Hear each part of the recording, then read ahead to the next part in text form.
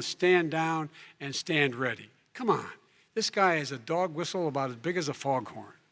President Trump, I'm going to give you 10 seconds to respond, and then I have a follow-up. He made a reference to Abraham Lincoln. Where did that come in? I mean, you said you're Abraham Lincoln. No, where did that? No. You said, I said not since Abraham Lincoln has anybody done what I've done for the black community. And I'm saying, I didn't say I'm Abraham Lincoln. I said not since Abraham Lincoln has anybody done what I've done for the black community. Now, you have done nothing other than the crime bill, which put oh, God, tens of thousands of black men, mostly, in jail. All right, let me and you know what? let me they ask remember Vice it President because if you Biden look a at what's question. happening with the voting right now, Let me ask they Vice remember President that Biden you treated them about very, very badly. Just take a look at what's happening out there. Vice President Biden, let me give you a chance to respond within this context. Crime bills that you supported in the 80s and 90s contributed to the incarceration of tens of thousands of young black men who had small amounts of drugs in their possession.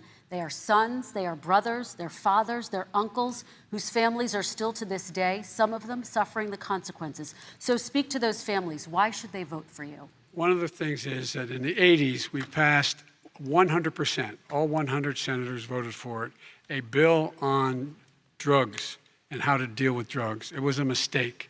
I've been trying to change this since then, particularly the portion on cocaine.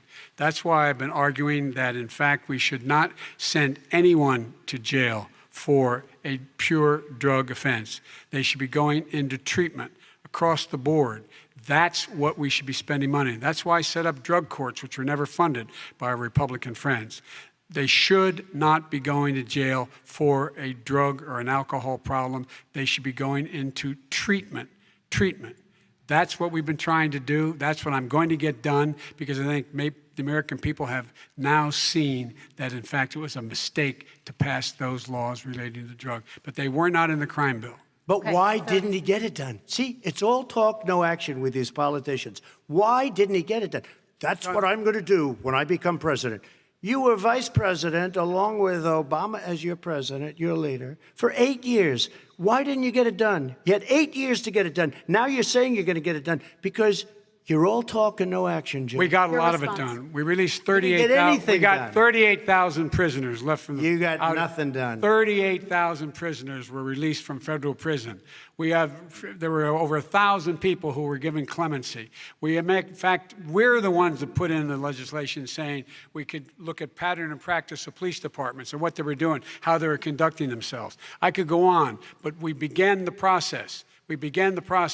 We lost an election. That's why I'm running to win back that election and change his terrible policy. I just asked one question. Why didn't you do it in the 8 years, a short time ago? Why didn't you do it? You just said, I'm going to do that, I'm going to do this. You put tens of thousands of mostly black young men in prison. Now you're saying you're going to undo that. Why didn't you get it done? You had 8 years with Obama. You know why, Joe? Because you're all talk and no action. All right, Vice President Biden, and then we're going to move on to the next section. We had a Republican Congress. That's the answer. Well, you got to talk them into it, Joe. Sometimes all right. You got to talk them into it. We're going to move on to our next section, like I did with criminal justice reform. I had to talk Democrats into it. Gentlemen, we're running out of time, so we got to get on to climate change, please.